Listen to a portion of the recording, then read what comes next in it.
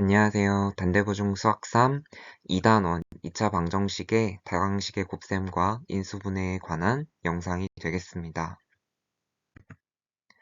이번 단원의 학습 목표는 다항식의 곱셈을 할 수 있다, 인수분해의 뜻을 이해하고 다항식을 인수분해할 수 있다, 이렇게 두 가지가 있습니다. 그래서 여러분들이 다항식의 곱셈을 할 수 있는지, 또 다항식을 인수분해할 수 있는지를 알아야 되겠고, 인수분해와 관련해서 완전제곱식이라든가 인수라든가 관련된 개념들이 있기 때문에 그에 관한 개념을 잘 이해할 수 있어야 되겠습니다. 다항식의 곱셈과 곱셈 공식, 인수분해 한번 살펴볼까요? 자, 다항식의 곱은 분배 법칙을 이용해서 a 더하기 b 곱하기 c 더하기 d의 경우에는 ac 더하기 ad 더하기 bc 더하기 bd의 형식으로 나타낼 수 있습니다. 그러면 이러한 기본적인 원리에 기초해서 우리는 곱셈 공식을 정리할 수 있었는데요. a 더하기 b의 전체 가로의 제곱은 a의 제곱 더하기 2ab 더하기 b제곱, a-b의 전체 가로 제곱은 a제곱 마이너스 2ab 더하기 b제곱, a 더하기 b 곱하기 a-b는 a제곱 마이너스 b제곱, x 더하기 a 곱하기 x 더하기 b는 x제곱 더하기 a 더하기 bx 더하기 ab, ax 더하기 b 곱하기 cx 더하기 d는 acx제곱 더하기 adb c를 더한 것에 x배 더하기 bd 이렇게 되겠습니다. 그래서 이런 것들이 손으로도 줄줄 작성할 수 있어야 되겠고 그 다음에 말로도 술술 나와야 되겠어요. 자, 그러면 인수분해를 한번 살펴볼까요? 인수분해라는 것은 하나의 다항식을 두 개 이상의 인수의 곱으로 나타내는 것이고, 또 다항식에 공통인수가 있을 때는 분배 법칙을 이용해서 공통인수를 묶어내는 것이 인수분해의 가장 기본적인 원리가 되겠습니다. 그래서 ma 더하기 mb라고 되어 있을 때 m 곱하기 a 더하기 b의 형식으로 나타내는 이 방식이 인수분해의 가장 기본적인 원리가 되겠습니다. 그래서 인수분해 공식이라고 나와 있는 것은 곱셈 공식의 좌변과 우변을 서로 바꾸어 준 것이기도 하지만 이 위에 나와 있는 공통인수를 묶어낸 것으로도 다 설명 가능합니다. 그래서 수업 중에는 이 인수분해 공식을 공통인수를 묶어내서 결과물을 얻어낸 것으로도 설명을 다 드렸습니다.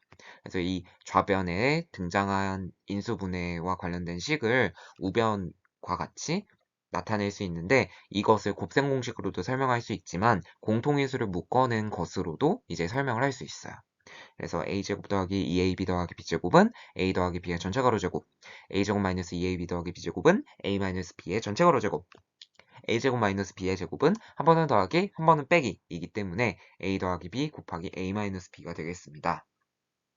그리고 x제곱 더하기 a 더하기 b의 x 더하기 ab는 x 더하기 a 곱하기 x 더하기 b, 마지막으로 acx제곱 더하기 ad 더하기 bc의 x는 더하기 bd는 ax 더하기 b 곱하기 cx 더하기 d가 되겠습니다. 자, 관련된 개념을 더 살펴볼까요? 하나의 다항식을 두 개 이상의 다항식의 곱으로 나타낼 때 각각의 식을 처음 다항식의 인수라고 합니다. 그리고 다항식의 제곱으로 된 식 또는 이 식의 수를 곱한 식을 우리는 완전제곱식이라고 합니다.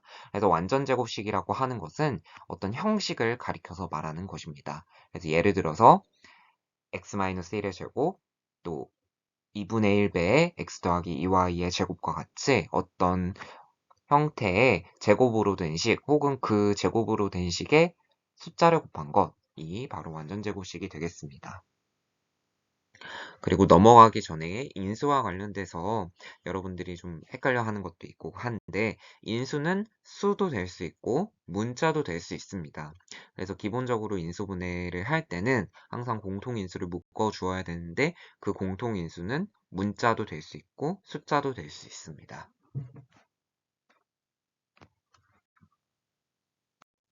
자, 그러면 우리가 배운 개념과 관련된 질문을 한번 살펴볼까요? 자, 첫 번째 거는 우리가 과거에 1단원에서 다루었던 질문 중에 하나입니다. 이게 생각톡톡에 있었는데요. 이 내용을 우리가 다항식의 곱셈을 이용해서 생각을 한다면 이것과 관련된 걸 좀 더 깊이 이해해 볼 수 있어서 가지고 왔어요.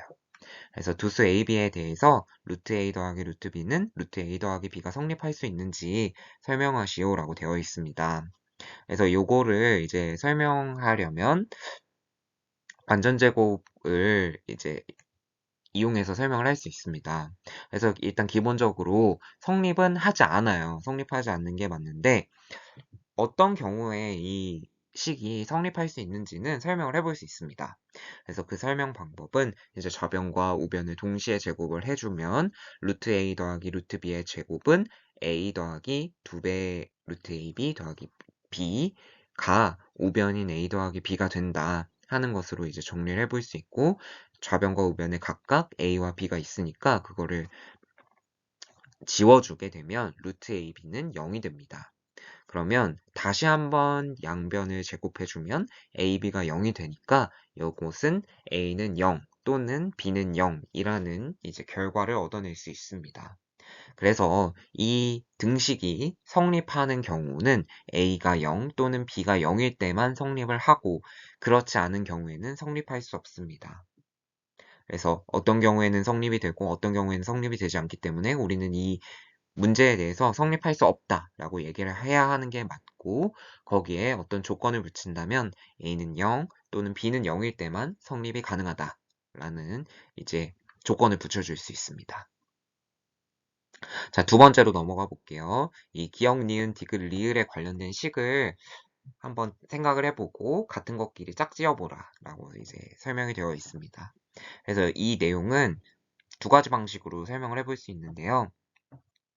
우리가 작년에 배웠던 지수 법칙을 이용해서도 설명을 해줄 수 있습니다. 그래서 마이너스 a 마이너스 b의 제곱은 그 마이너스를 분배 법칙을 이용해서 묶어줄 수 있고, 그것을 지수 법칙을 이용해서 정리를 해주면은 마이너스 a 마이너스 b의 전체 가로 제곱은 a 더하기 b의 제곱과 같아지고, 마이너스 a 더하기 b의 전체 가로 제곱은 a 마이너스 b의 전체 가로 제곱과 같아진다 라는 거를 지수 법칙을 이용해서 설명을 해줄 수 있습니다. 두 번째로는 곱셈 공식을 이용해서 설명을 할 수 있습니다. 우리가 곱셈 공식을 배웠기 때문에 이 곱셈 공식에 정리된 결과물이 서로 같은 결과물을 가진다 라는 방식으로 이게 왜 같은지를 설명을 해볼 수 있어요. 그래서 a 더하기 b의 제곱은 우리가 앞에서 했던 것과 같이 마이너스 a 마이너스 b의 전체 가로 제곱과 같고, a 마이너스 b의 제곱은 마이너스 a 더하기 b의 전체 가로 제곱과 같은 것이 되겠습니다. 그러면 다음으로 넘어가 볼게요. 자, 전개와 인수분해 공식은 어떠한 관계가 있는가? 우리는 전개와 인수분해는 서로 반대의 과정에 있는 것이고, 전개로부터 식을 정리한 것이 바로 곱셈 공식이 되겠습니다. 자, 이어서 수학과 관련된 질문 탐구하기를 해보겠습니다. 자, 이 문제는 우리 교과서에도 나와 있는 형태의 문제입니다.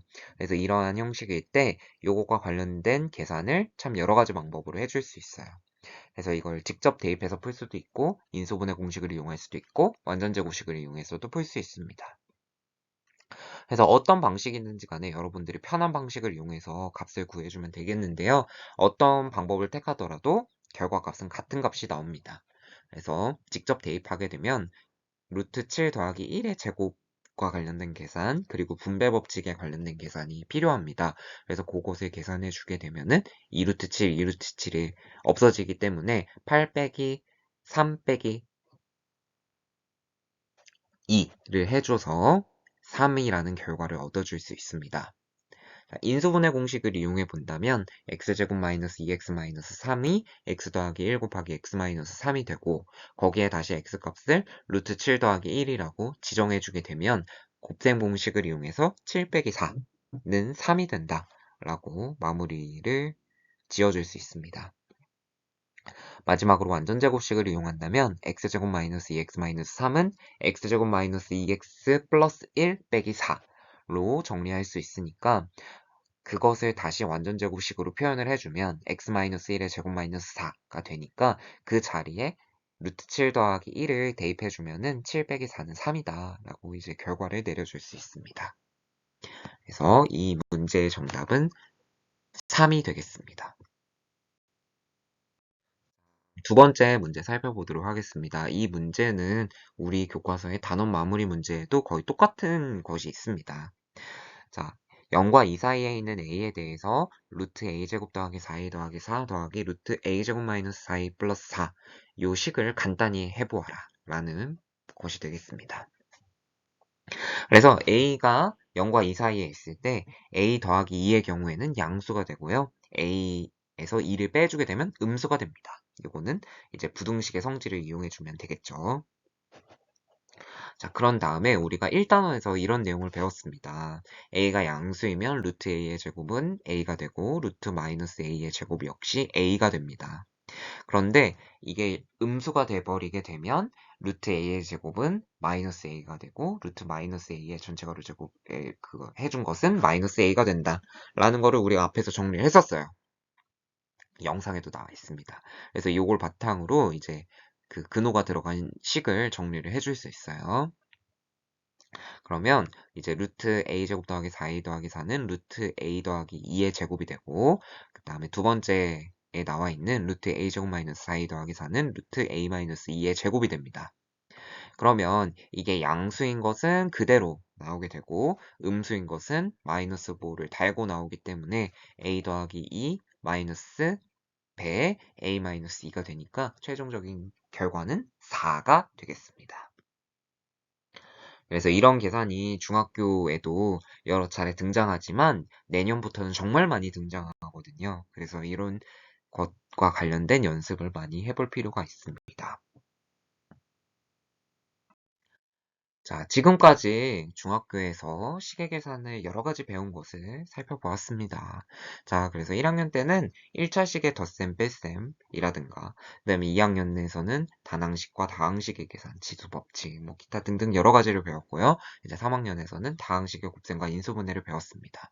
그래서 지금까지 어떤 것을 배웠고 어떻게 느꼈는지, 또 앞으로는 어떤 식의 계산이 있을지 예상을 해보자, 이런 문제를 주었는데요.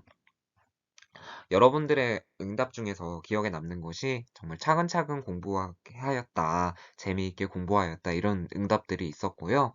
이제 또 중학교에서 다루지 않은 곱셈 공식, 인수분해 공식 이런 것들도 배울 것 같다 라고 하면서 a 더하기 b 더하기 c의 제곱 이런 것들이 나올 것 같다 라고 적어 주었더라고요. 그리고 또 다항식의 나눗셈에 대해서도 배울 것 같다 라고 이제 친구들이 적어 주었습니다. 그래서 그런 내용들이 다 맞고요. 그래서 차근차근 잘 배워왔던 것처럼 앞으로도 이 식과 관련된 계산을 잘 해나가길 바랍니다. 이렇게 해서 다항식의 곱셈과 인수분해 단원에 대한 복습을 마쳤습니다. 시험에 얼마 남지 않았는데요. 여러분들이 열심히 잘 공부해서 좋은 결과를 얻어내기를 바라고 기대하겠습니다. 자, 단대부 중학생들 화이팅입니다.